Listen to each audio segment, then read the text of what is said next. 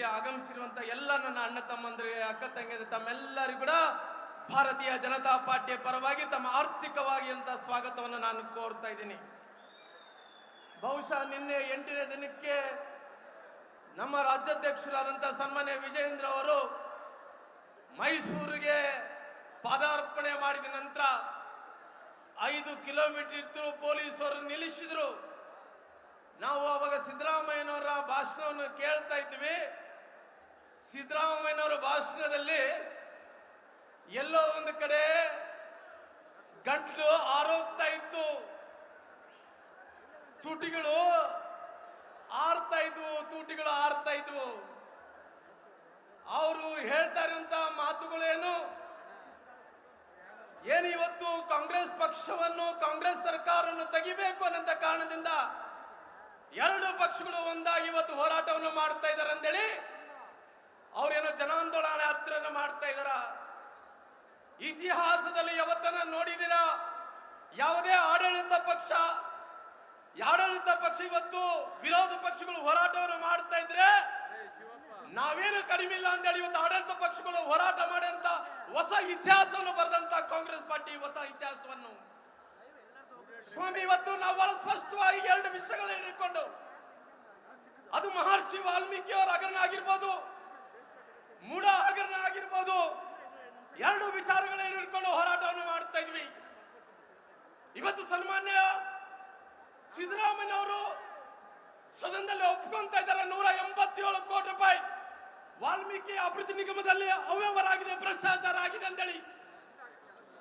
ಇವತ್ತು ಸನ್ಮಾನ್ಯ ಸಿದ್ದರಾಮಯ್ಯ ಅವರು ಒಂದು ಕಡೆ ಹೇಳ್ತಾ ಇದ್ದಾರ, ನಾನು ಹಿಂದುಳಿದಂತ ವ್ಯಕ್ತಿ ಮುಖ್ಯಮಂತ್ರಿ ಆಗಿರೋ ಕಾರಣ ಅವರು ಷಡ್ಯಂತ್ರದಿಂದ ಹಿಂದುಳಿದಂತ ಮುಖ್ಯಮಂತ್ರಿ ಆಗಿದ್ದಾರೆ ಅಂತ ಕಾರಣದಿಂದ ಇಳಿಸ್ಬೇಕಂದೇಳಿ ಕಾಂಗ್ರೆಸ್ ಮತ್ತು ಬಿಜೆಪಿ ಜೆಡಿಎಸ್ ಕೂಡ ಒಂದಾಗಿದ್ದಾರೆ ಅಂತ ಮಾತನ್ನ ಹೇಳ್ತಾ ಇದ್ರು.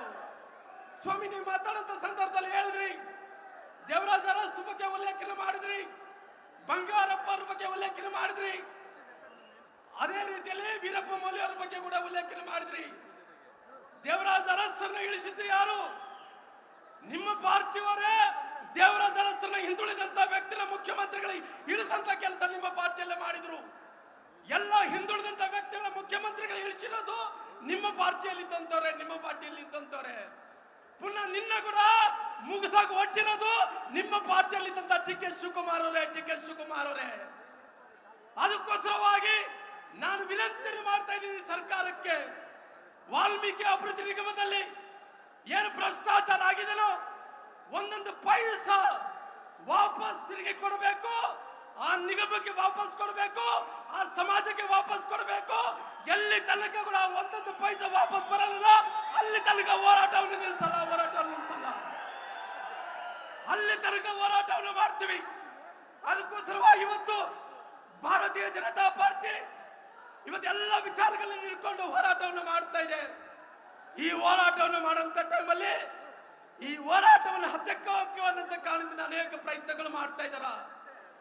ನನ್ನ ವಿನಂತಿ ಇಷ್ಟೇ, ಈ ಸರ್ಕಾರ ಬಂದ ನಂತರ ಪರಿಶಿಷ್ಟ ಜಾತಿ ಪರಿಶಿಷ್ಟ ಪಂಗಡಗಳ ಸುಮಾರಿಗೆ 41,000 ಕೋಟಿ ರೂಪಾಯಿ ಇವತ್ತು ಬೇರೆ ಬೇರೆ ಯೋಜನೆಗಳಿಗೆ ಬಳಸಿದ್ದಾರ, ಒಂದು ಗ್ಯಾರಂಟಿಗಳಿಗೆ ಬಳಸಿದ್ದಾರೆ. ಇವತ್ತು ಎಲ್ಲ ಗ್ಯಾರಂಟಿ ಯೋಜನೆಗಳನ್ನು ಕೊಡ್ತಾ ಇದ್ದಾರೋ ಅದೆಲ್ಲ ಕೂಡ SC ST ಹಣ ಬಳಕೆ ಮಾಡಿಕೊಂಡು ಗ್ಯಾರಂಟಿಗಳನ್ನು ಕೊಡ್ತಾ ಇದ್ದಾರ.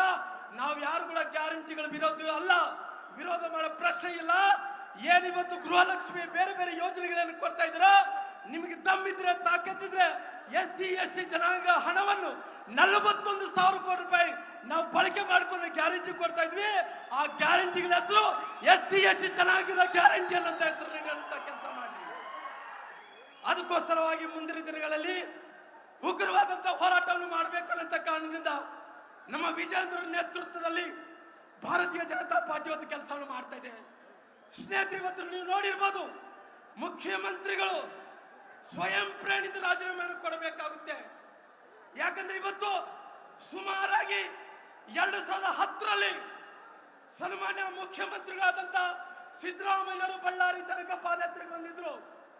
ಆ ಮಣ್ಣಿನ ಗುಣ ಏನು ಗೊತ್ತಿಲ್ಲ, ಆ ಮಣ್ಣಿನ ಮೇಲೆ ಯಾರ್ಯಾರು ನಡೀತಾರೋ ಆ ತಾಯಿಯ ಬತ್ತು ಋಣವನ್ನು ಹಿಡ್ಕೊಳಲ್ಲ. ಸುಮಾರು 14 ವರ್ಷಗಳ ಹಿಂದ್ಗಡೆ ಬಳ್ಳಾರಿಗೆ ಕಾಂಗ್ರೆಸ್ ಪಕ್ಷ ಪಾದಯಾತ್ರೆಯನ್ನು ಬಂದಿತ್ತು.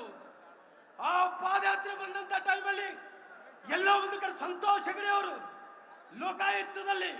ಲೋಕಾಯುಕ್ತವರು, ಸನ್ಮಾನ್ಯ ಯಡಿಯೂರಪ್ಪನವರು, ಜನಾರ್ದನ್ ರೆಡ್ಡಿ ಅವರು ನಮ್ಮ ಹೆಸರು ಉಲ್ಲೇಖ ಮಾಡಿದಂತ ಟೈಮಲ್ಲಿ ಸನ್ಮಾನ್ಯ ಯಡಿಯೂರಪ್ಪನವರು 2010ರಲ್ಲಿ ಸ್ವಯಂ ಪ್ರೇರಿತ ಜನಾರ್ದನ್ ರೆಡ್ಡಿ ಅವರು ಯಡಿಯೂರಪ್ಪರಾಗಿ ಅವತ್ತು ಗವರ್ನರ್ ಆಫೀಸ್ ಬಗ್ಗೆ ರಾಜೀನಾಮೆ ಕೊಡುವಂತ ಕೆಲಸ ಮಾಡಿದ್ರು.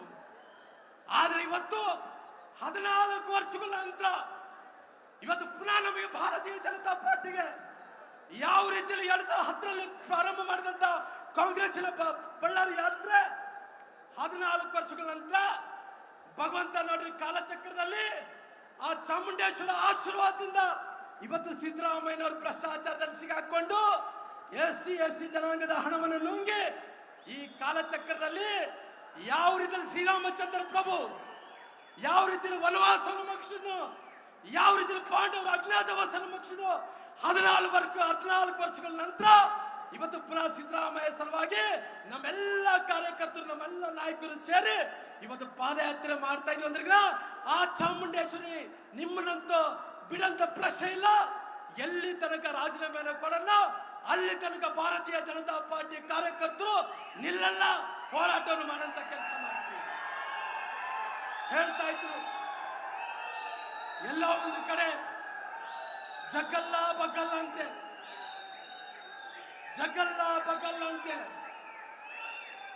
ಒಂದು ಕಡೆ ಕಲ್ಲು ಬಂಡೆ ಅಂತ ಇದ್ರು. ಸ್ವಾಮಿ ಎಂತೆಂತ ಮಹಾನ್ ವ್ಯಕ್ತಿಗಳನ್ನ ನೋಡಿದ್ವಿ.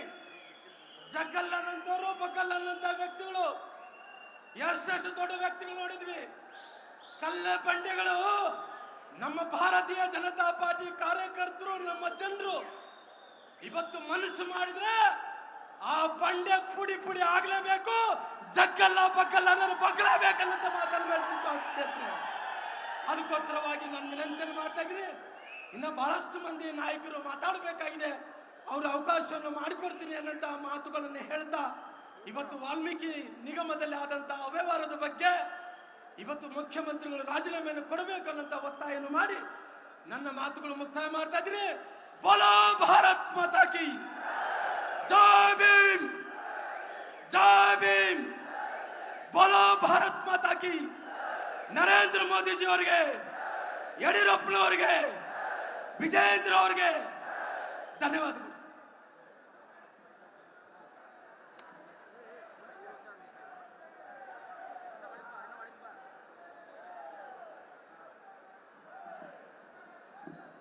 ಈಗ ಈ ವೇದಿಕೆಯನ್ನು ಉದ್ದೇಶಿಸಿ ಜೆಡಿಎಸ್ ಮುಖಂಡರಾಗಿರುವಂತಹ ಮಾಜಿ ಶಾಸಕರಾದ ದಲಿತ ನಾಯಕರಾದಂತಹ ಸನ್ಮಾನ್ಯ ಅನ್ನದಾನಿ ಅವರು ಮಾತನಾಡಬೇಕು ಅಂತ ವಿನಂತಿ ಮಾಡ್ತಾನೆ.